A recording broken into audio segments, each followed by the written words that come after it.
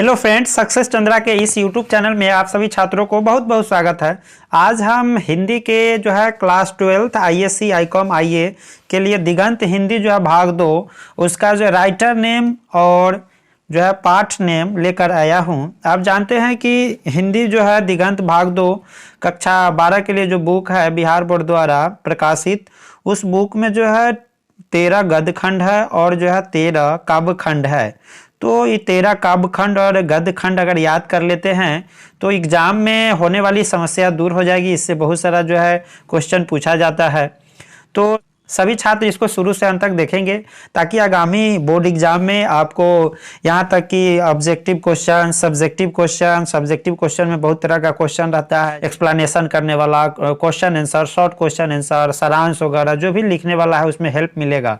Matchable question जो है match करने वाला, मिलान करने वाला क्वेश्चन भी हल हो जाएगा। तो आप जो है इसको शुरू से अंत तक बने रहेंगे।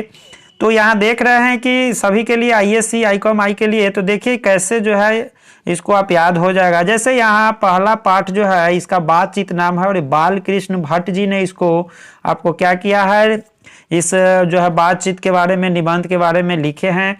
इसमें जो है बा से बातचीत, बा से बाल कृष्ण भट्ट याद हो गया।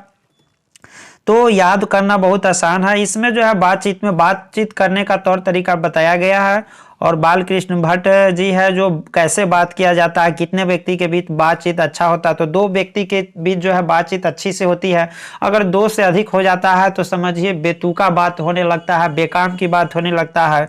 तो आपको बातचीत के जो है आर्ट ऑफ कन्वर्सेशन भी कहते हैं, बातचीत करने की कला को आर्ट ऑफ कन्वर्सेशन कहा गया है। और जो है बातचीत करते वक्त तो जो है हमको कठोर वाणी का प्रयोग नहीं करना है, यानी साधारण भाषा का प्रयोग करना है।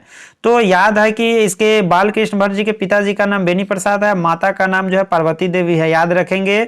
आगे है दूसरा, उसने कहा था, उसने कहा था, उसने कहा था, इसका राइटर कौन है तो चंद्रधर शर्मा गुलेरी है। यह जो है एक क्या है, एक चरित्र प्रधान जो है कहानी है, समझिए। तो इसमें जो है लहना सिंह की कहानी है, सूबेदारनी की कहानी है और उसी के जो है एक तरह से प्रेम मार्ग की कथा है, चारित्रिक कथा है, चरित्र प्रधान कथा है। तो इसमें जो है लहना सिंह और सूबेदारनी का विशेष जो है योगदान होता है। सूबेदारनी को बाद में शादी हजारा सिंह से हो जाता है और उसको एक पुत्र रहता है बोधा सिंह। लड़ाई के क्रम में जो है लहना सिंह क्या हो जाते हैं, मारे पड़ जाते हैं। याद है कि उसने कहा था, चंद्रधर शर्मा गुलेरी। दूसरा हमारा पाठ है संपूर्ण क्रांति जयप्रकाश नारायण, संपूर्ण क्रांति जयप्रकाश नारायण, जिनको लोक नायक जयप्रकाश नारायण के भी नाम से जानते हैं। तो संपूर्ण क्रांति की चर्चा जो है विशेष रूप से हुआ। तो संपूर्ण क्रांति जो है गांधी मैदान में हुआ था, 1974 ईस्वी में हुआ था। इन्होंने संपूर्ण क्रांति में जो है सभी युवा वर्ग को ज्यादा से ज्यादा प्रोत्साहित किए हैं और उत्साहित किए हैं कि तुम आगे बढ़ो, देश के कमान संभालो, राजनीति में भाग लो, भ्रष्टाचार जो है ये सबको हटाओ, भ्रष्टाचार है ये सभी जो है संप्रदाय की सारे चीज को दूर करो और अपने अधिकारों को मांग करो, अधिकार लेने से पीछे नहीं हटो। इस संपूर्ण क्रांति में ही विशेष रूप से चर्चा हुई है, बहुत सारा चर्चा है, लेकिन मैं इतना ही बताऊंगा क्योंकि हमें राइटर नाम याद कराना है। 4 नंबर है अर्धनारीश्वर। अर्धनारीश्वर रामधारी सिंह दिनकर ने इसको जो है लेखन किए हैं। तो अर्धनारीश्वर में जो है यह जो है आधा शिव और पार्वती का कल्पित रूप है, यानी इसमें आधा नारी और आधा जो है भगवान स्वयं जो है शंकर जी और आधा पार्वती जी के रूप जो है इसमें धारण किए थे, इसीलिए जो इसमें चर्चा जो किया गया है। और उसी के आधार पर जो है वर्तमान में जो हमारे समाज में महिला और स्त्री का जो बीच में जो है खाई बना हुआ है उसको दूर करने के लिए रामधारी सिंह दिनकर जी ने विशेष रूप से इस पर फोकस किया है कि महिलाएं भी बहुत गुणगर है और पुरुष भी है, और महिलाएं भी है जो अब काम जो है बाहर की काम भी कर रही है। बहुत सारा ऐसा काम है जो महिलाएं करती है जो समाज में नाम रोशन होता है, और उसके गुणगान को बखान किया है और बोला कि पुरुष में नारी का गुण आ जाता है तो नारीत्व हो जाता है और नारी में पुरुष का गुण आ जाता है तो नारी का वर्णन किया गया है। नारी के गुणों को जो है विशेष रूप से इसमें चर्चा हुआ है, याद रखेंगे। अगला है हमारा क्वेश्चन, अगला हमारा है पाठ कितना, अब तो 5 है रोज। रोज जो है यह क्या है, यह जो है सच्चिदानंद हीरानंद बादशाह अज्ञे जी ने लिखे हैं और इसका शॉर्ट ट्रिक हम लिख सकते हैं स ही बा अज्ञे, यानी स से सच्चिदानंद, ही से हीरानंद, बादशाह अज्ञे। तो पहले स ही बात, स से याद रखना सच्चिदानंद हीरानंद, पहले हीरानंद सच्चिदानंद नहीं बोलना है, पहले सच्चिदानंद हीरानंद बादशाह ने गया है। यह रोज पाठ लिखे हैं। रोज पाठ में एक मालती जो है मुख्य जो है पात्र है, यानी नायिका है इस कहानी का।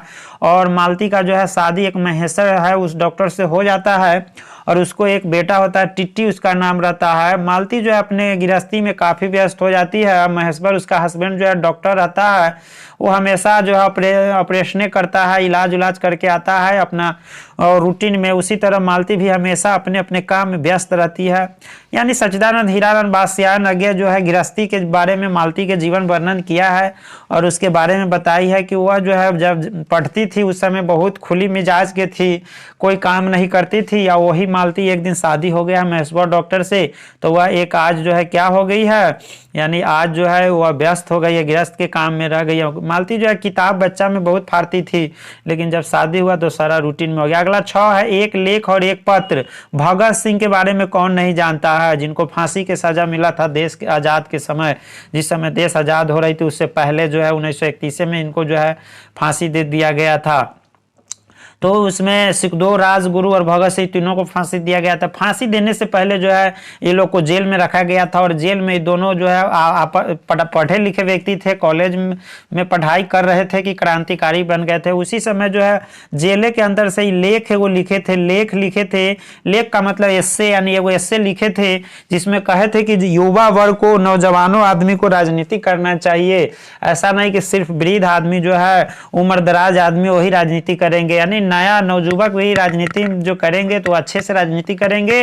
यानी पढ़ाई के अलावा जो है प्रैक्टिकल सिर्फ पढ़ लेते हैं राजनीति की बात, और थ्योरेटिकल में यानी आपको थ्योरेटिकल पढ़ लेते हैं, प्रैक्टिकल काम नहीं करते हैं, यानी राजनीति में भाग नहीं लेते हैं, यानी भाग लेना चाहिए। और एक पत्र में उन्होंने अपना सुखदेव के बारे में पत्र लिखे हैं जिसमें जो है वो कायरता का वर्णन करते हैं कि हमें मर जाना चाहिए, जेल से अच्छा है कि मर जाना चाहिए। और फिर उसमें वर्णन किया कि नहीं, मरना कायरता का काम है, मरना नहीं है, जिंदा रहना है, चाहे जो भी सजा मिले, जो भी फांसी हो, देश के सेवा जो है निस्वार्थ भावना से करना है।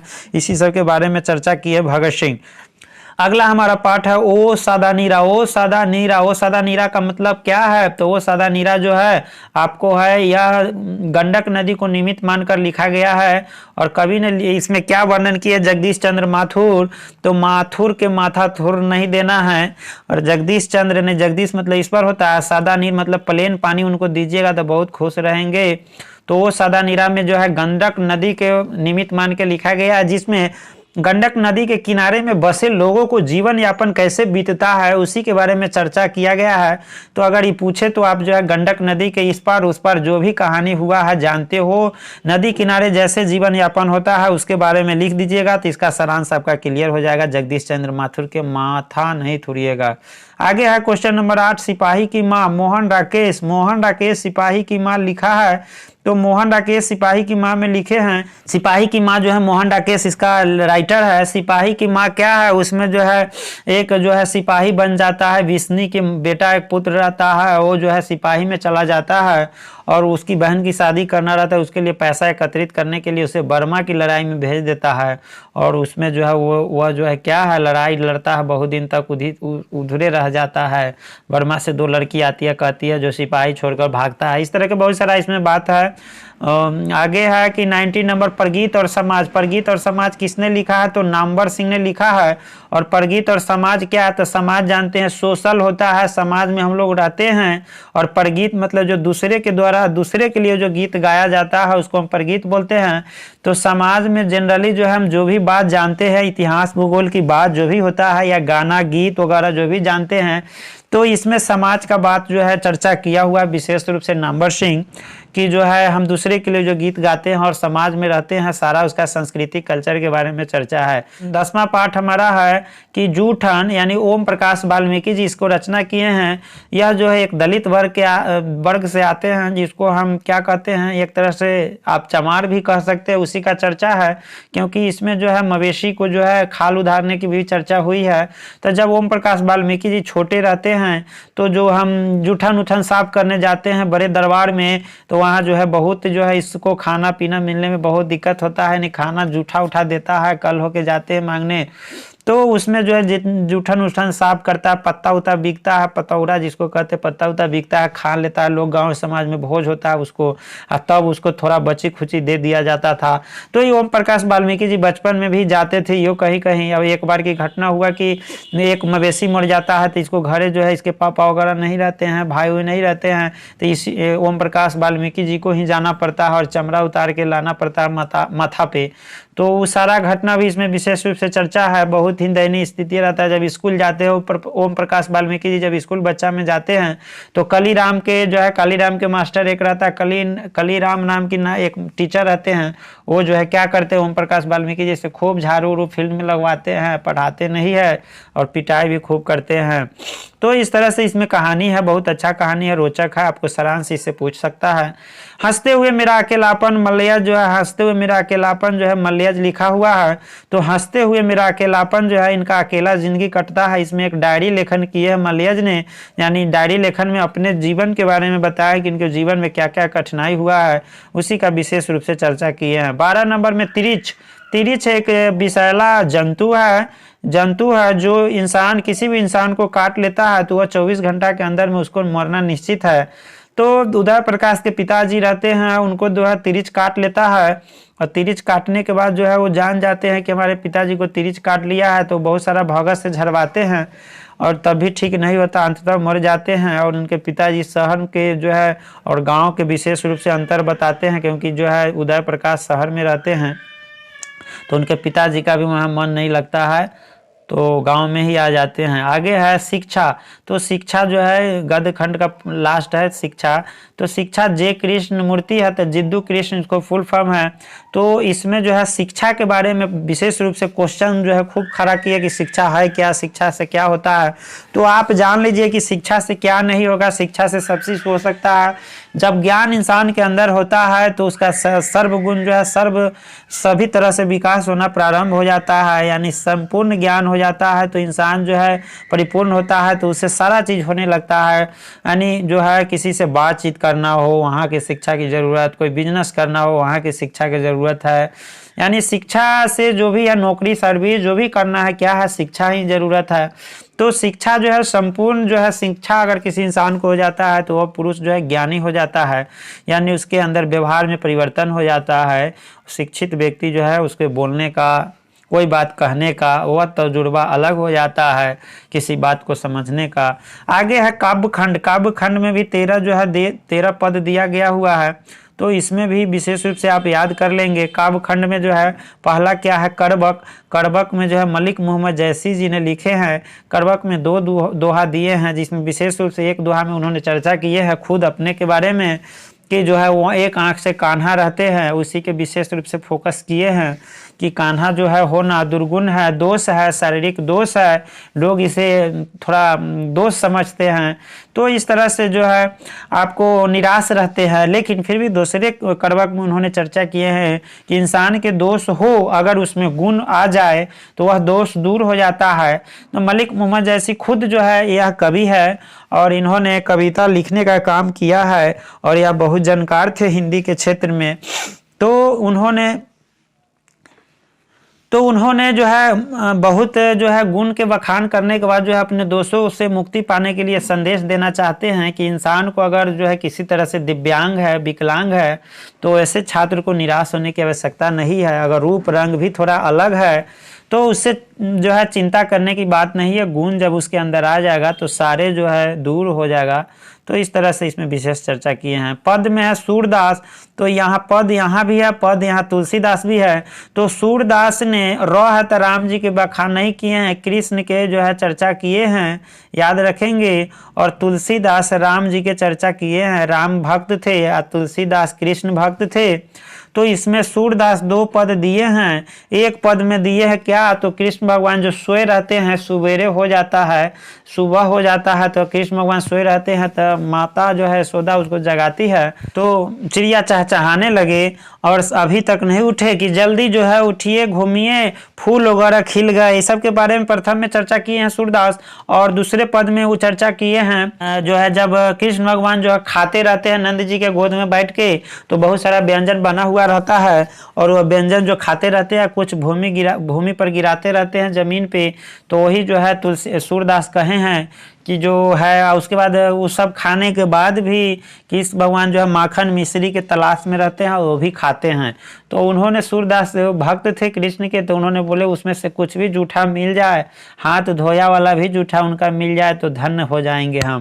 आगे यहाँ तुलसीदास जो है देख रहे हैं राम भक्त है, इन्होंने ये भी 2 पद दिए हैं। इसमें सीता माता से जो है विनती करते हैं कि माते हमारा भी जो है कभी कभी कुछ संदेश जो है पहुंचा दीजिए, किनके, मेरा भी संदेश पहुंचा दीजिए, मेरा भी संदेश जो है प्रभु राम तक पहुंचा दीजिए। और उसी रूप से विशेष रूप से जो कहें कि सभी गरीब दीन दुखियानी को देखते हैं श्री प्रभु, और हमें भी एक भक्त को याद कर लेंगे, संत लोग को भी याद कर लेंगे, इसे विशेष रूप से चर्चा की है। छपा यहाँ है नाभादास, इसमें जो है कबीरदास के विशेष रूप से चर्चा की है। कबीरदास के बारे में जो है उन्होंने इसमें कहे हैं, और जो है नाभादास बहुत पुराना कवि है। कबीरदास तुलसीदास के बारे में जो है विशेष रूप से इन्होंने चर्चा किया है। आगे है क्या है, तो कवित है। कवित में जो है भूषण ही लिखे हैं, और कवित में ये भी 2 पद दिए हैं। एक पद में जो है शिवाजी के बारे में जो है चर्चा किए हैं, और दूसरे पद में जो है छत्रसल के बारे में कहा है। तो शिवाजी जी को जो है तुलना सहस्त्राबाहु से किए हैं, कंस से किए हैं शक्ति में, और छत्रसाल जो है दूसरे पद में चर्चा किए हैं। उसमें ये भी कहे हैं कि छत्रसाल हमेशा अस्त्र शस्त्र से लैस रहता था, उसके जैसा अस्त्र शस्त्र रखने वाला जो है पूरे जो है शासन काल में कोई नहीं था। और यहाँ अगला है छठा, तुमुल कोलाहल कलह में जयशंकर प्रसाद या छायावादी जो है कवि है। और तुमुल कोलाहल कलह का अर्थ हुआ कि अधिक कोलाहल कलह करना, अधिक झंझट करना, झगड़ा झंझट आपस में करना, तो यह क्या है, विनाश का संकेत है। इसलिए ज़्यादा कलह नहीं करना चाहिए, इससे जो है अवनति होता है, उन्नति नहीं होता है। इन्होंने विशेष चर्चा की है। आगे है पुत्र वियोग, मस्ट भी आई, ये जो है एकदम हर हाल में याद रहना चाहिए।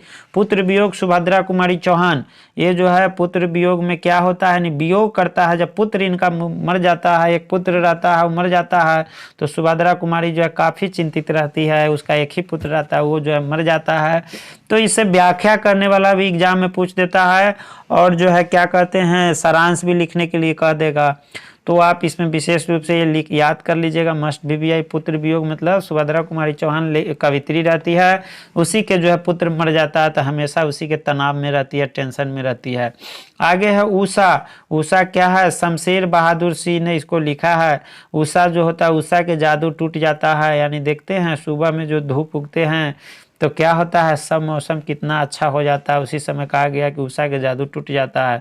आगे है 9, जन जन का चेहरा एक, गजानन माधव मुक्ति बोध। तो जन जन का चेहरा एक, यानी चेहरा तो भारत में देश में बहुत सारा है, अनेक तरह के धर्म, अनेक धर्म के लोग हैं, अनेक जाति के धर्म है, अनेकों को रंग रूप का है, कोई बड़ा कोई छोटा, कोई काला कोई गोरा, इसी सब के चर्चा की है। लेकिन सभी का एक ही जो है वर्णन किए हैं कि नहीं, यहाँ भारत जो है अनेकता में भी एकता, अनेकता होते हुए भी एकता है। इसी चीज में जो है विशेष रूप से इसमें चर्चा कविता के माध्यम से जो है गजानन माधव मुक्ति बोध ने किए हैं। आगे है अधिनायक, अधिनायक का अर्थ होता है, किसने लिखा है, रघुवीर सहाय। तो अधिनायक किसको कहा गया, नायक मतलब द हीरो होता है, तो अधिनायक मतलब अधिक नायक। तो अधिनायक शब्द में जो है विशेष रूप से एक लड़का रहता है, वह जो है परेड में जाता है, 26 जनवरी या 15 अगस्त कुछ भी होता है स्कूल में, तो जनगण मन गाया जाता है, तो उसी में जो है शब्द आया है अधिनायक, जनगण मन अधिनायक वाला शब्द आया। तो उस लड़का सोचता है कि अधिनायक कौन है, तो वो सोचता है कि जो झंडा तोलन करता है, कुर्ता पैजामा पहनता है, बहुत जो है साफ सुथरा व्यक्ति होता है, देश के जो है बड़ा पद पर होता है, वही अधिनायक है, वही हीरो है। तो वही जो है उसी को अधिनायक शब्द जो है हमेशा जो है सोचते रहता है। रघुवीर साहब उसी के बारे में वर्णन किए हैं। आगे प्यारे नन्हे बेटे को विनोद कुमार शुक्ल, ये विनोद कुमार शुक्ल जो है प्यारे नन्हे बेटे को, तो इसमें जो है विशेष रूप से क्या चर्चा किए हैं, उन्होंने अपने जो है बेटे के साथ साथ बेटी को भी जो है कहता है कि लोहा की तरह मजबूत हो जाओ, तुम जो है कठोर रहो, तुम किसी से डरो नहीं, हमेशा हिम्मत रहो, यानी हिम्मत देते रहते हैं, बड़ा छोटा जो है तुम बताते रहते हैं, यानी एक तरह से कहिए ना करेजियस, साहसी बनाते रहते हैं, पुत्र और बेटा दोनों को, इसलिए प्यारे नन्हे बेटे को भी समझाते हैं, बेटी को भी समझाते हैं, दोनों को जो है समझाते रहते हैं। और जो है इसी के बारे में इसमें लिखा हुआ है। हार जीत इस टॉपिक से ही पता चल जाता होगा कि हार जीत है क्या। तो यह अशोक वाजपेयी ने इसको लिखा है। हार की जीत यानी हारेंगे नहीं, हमेशा जीतने का प्रयास में रहेंगे। यहाँ गांव का घर या ज्ञानेंद्र पति है, गांव का घर कैसा होता है तो मिट्टी का बना होता है, खरपतवार ऊपर से रखा हुआ होता है, मिट्टी से देवता लोग को जो है घर में देवता होता है उसको मिट्टी से लेपते हैं, चूल्ही चौका होता है, सारा चीज़ जो भी गांव का घर होता है वो सबको बताएंगे। जो है घर के दीवार मिट्टी से पोताता है, उसके बाद जो है उसमें हम कुछ लिखते हैं तो लकीर खींच के लिखते हैं, चिपड़ी उकड़ी वगैरह ठोका जाता है तो दीवार पर चिपका दिया जाता है, अगल बगल में घर पर चिपका के चिपड़ी ठोक दिया जाता है। इसलिए घर जो है लकड़ी वगैरह का, बांस झाड़ी वगैरह का बनता है। ये सब विशेष रूप से गांव का जो घर होता है उसी के बारे में चर्चा कर दिया ज्ञानेंद्र पति जी। तो दूध वगैरह हम किसी से खरीदते हैं तो उसको डीड के माध्यम से हम लिख देते हैं कि 1 लीटर हुआ, 2 लीटर हुआ, इस तरह से जो है बताते रहते हैं। तो उम्मीद है कि यह जो है 26 जो है लेसन आपको क्लियर हो गया होगा। तो आगामी बोर्ड एग्ज़ाम में इससे जो है सारे क्वेश्चन को भी कोशिश कीजिएगा, सारांश लिखने का, हल लिखने का, क्वेश्चन आंसर लिखने का, भावार्थ लिखने वाला में आ जाएगा। तो ये ज़रूरी है, राइटर नेम आप याद कर ही ले। एक बार में वीडियो नहीं समझ में आए तो 2 बार देख लीजिए, 3 बार देख लीजिए, तो आप लगातार देखते रहें। तो उम्मीद है कि यह सारा बात आपको याद हो गया होगा। अगर वीडियो अच्छा लगा है तो लिंक को शेयर कर दो, लाइक कर दो, सब्सक्राइब कर लो चैनल को और दोस्तों को बता दो।